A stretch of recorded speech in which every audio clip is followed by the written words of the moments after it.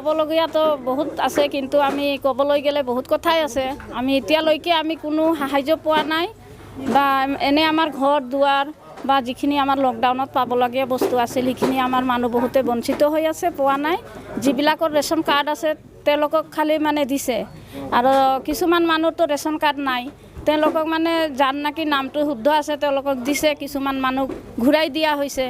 আৰু আমাৰ ইয়াতে ৰাস্তা ঘাটৰ কাৰণে বহুত প্ৰব্লেম আছে, যিটো নেকি আমি অন্য দলৰ পৰা আমাক ৰাস্তাটো বনাই দিম বা পিছত আপোনালোকে পইচা পাব, সেনেকৈ আমি মহিলাবিলাকো আমি বহুত মানে সুদত টকা আনি বা গৰু ছাগলী বিক্ৰী কৰি আমি সেনেকৈ টকা বহন কৰিছোঁ। আপোনালোকে টকাটো 3,000 যদি দিছে আৰু 3,000 আপোনালোকে পাব, টোটেলি 6,000 টকা পাব। তেনেকৈ আমাক মানে লোভ দেখুৱাই সেই টকাবিলাক লৈ এতিয়ালৈকে টকা নাই। ৰাস্তাটো আমি কোনো ৰকম আমি নিজা পইচা দি বনাইছোঁ, আমি এইটো চৰকাৰৰ ৰাস্তা বুলি ভাবিবই নোৱাৰোঁ কেতিয়াও। গতিকে সেইটো আমাৰ বহুত দুখ লগা কথা। আমাৰ এনেকৈ গৰীব শ্ৰেণীকৰ পৰা যে এনেকৈ ঠকাই লৈছে দলৰ পৰা পইচা, সেইটো আমাৰ বহুত দুখ লাগিছে মানে। গতিকে অন্য দলক যদি আমি সেনেকৈ সহায় কৰিলোঁ হয়, কিজানি আমি নিশ্চয় মানে লাভৱান হ'লোঁ হয় বুলি ভাবোঁ মানে। তো সেইটোৰ কাৰণে নেকি কোনো দলেই আমাক সেনেকৈ নঠকাই বুলি আশা ৰাখোঁ। আমি যে ইমান ভোট দি জিতাই দিওঁ, আমি আমাৰ গাঁৱৰ পৰা এটা ভোট আমি বেলেগত মানে যাব দিয়া নাই। ইমান কষ্ট কৰি আমি দিনে ৰাতি খাটি, মহিলা পুৰুষে এনেকৈ খাটি মানে আমি ভোটটো এটা দলকে দিছিলোঁ এসময়ত, কিন্তু আজি সেই দল আমাক লাঠি মাৰি দিছে, আমাক একোৱে সা সুবিধা দিয়া নাই এতিয়ালৈকে। ইমান ডাঙৰ এটা লকডাউন দিছে তথাপিও, বা আগতেও দিয়া নাই, পাছতেও দিয়া নাই, এতিয়ালৈকে কোনো খা খবৰ নাই। আৰু অন্য দলৰ পৰা মই নামটো ক'ব নাযাওঁ, কিন্তু তেওঁলোকে অহা নাই যদিও ফোনত হ'লেও আমাক খবৰ লৈছে যে আপোনালোকে কেনেকৈ আছে। এতিয়া আমি সেইটো গাঁৱৰ মানুহ আমি নিজে চিন্তা চৰ্চা কৰি চাম। এতিয়াতো চাই আছোঁ আমি যে কাক দিলে আমি ভাল হ'ম বা আমাৰ গাঁৱটো ভাল হ'ব, উন্নতি হ'ব, সেইটো আমি নিজে চকু দি দেখা পাই আছোঁ। গতিকে এতিয়া আমি নকওঁ, সময়ত আমি কম গোটেই কথা। নাই পোৱা পইচাটো আমি এতিয়ালৈকে আমি পোৱা নাই, সেইকাৰণে কৈছোঁ যে আমি পোৱা নাই।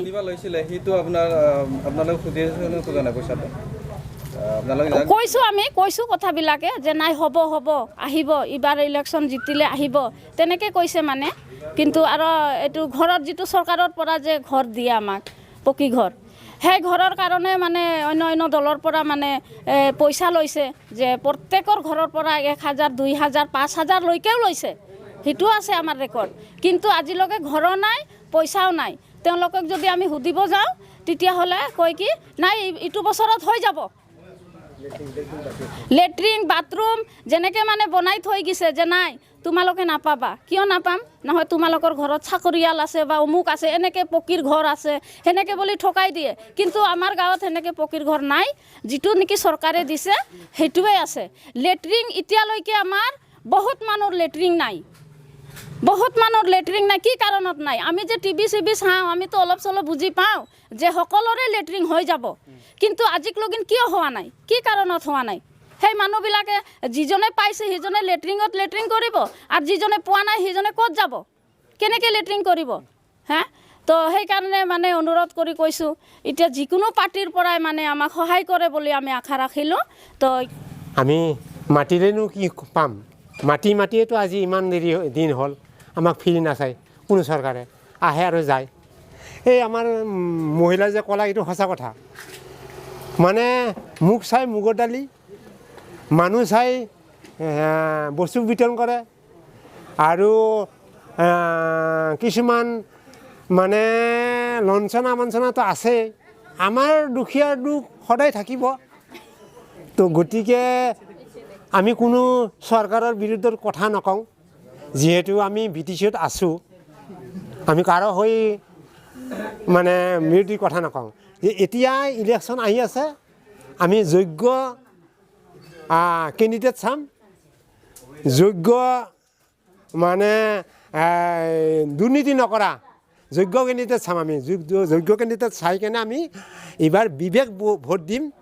বিবেক ভোট কিয় দিম? আমি এইবাৰ মুখ চাই কাকো মানে সি মোৰ আপোন এনেকৈ নহয়। আমি এইবাৰ ৰাইজক আমি অনুৰোধ কৰিম যে বিবেক ভোটটো দিয়ক, আৰু যোনে ৰাইজৰ চিন্তা চৰ্চা কৰে, দেশৰ চিন্তা চৰ্চা কৰে, তেওঁকে আমি ভোটটো দিম বুলি আশা কৰোঁ। আমি এতিয়া নাম ক'ব বিচৰা নাই, গতিকে ৰাইজেহে এই বস্তুটো বিবেচনা কৰিব। গতিকে মই সদৌ ৰাইজৰ BTC বাকী ৰাইজক অনুৰোধ কৰিম, চেঞ্জটোতো বিচাৰোঁ। এইটোতো আপোনালোকে চবেই জানে, পৰিৱৰ্তনটো চবেই জানে। কিহৰ কাৰণে আজি মই আপোনালোকৰ মাইকৰ এই ওচৰত কথা ক'ব লগা হৈছে। যদি চেঞ্চে নক'লোঁ সেইকাৰণে কথা নক'লোঁ হয়। চেঞ্চটো চবেই বিচাৰে, কিন্তু খুলি ক'ব বিচৰা নাই। মনৰ আৱেগ মনতে আছে, মনৰ কথা মনতে থাকিল। ৰাইজেইতো মই সেইটো এটা কথাই কৈছোঁ আপোনালোকৰ আগত, যে ৰাইজে এইবাৰ বিবেক ভোটটো দিব। আৰু ৰাইজকো মই অনুৰোধ কৰিছোঁ যে এটা চৰকাৰ থাকিলে সি গাধা হৈ যায়, নতুন চৰকাৰ লাগে আমাৰ। কিন্তু নামঘাৰী মই নকওঁ, ক'ব বিচৰা নাই। গতিকে আশা কৰোঁ আমাৰ আগন্তুক দিনবিলাক সুস্থ চৰকাৰ আহক। আজি মায়ংপাৰা গাঁৱত নিৰ্বাচনী সভাত উপস্থিত থাকি যথেষ্ট উৎফুল্লিত হ'লোঁ, আনন্দিত হৈছোঁ যে মায়ংপাৰা গাঁৱৰ সকলো জাতি জনগোষ্ঠী, ইয়াত আদিবাসী,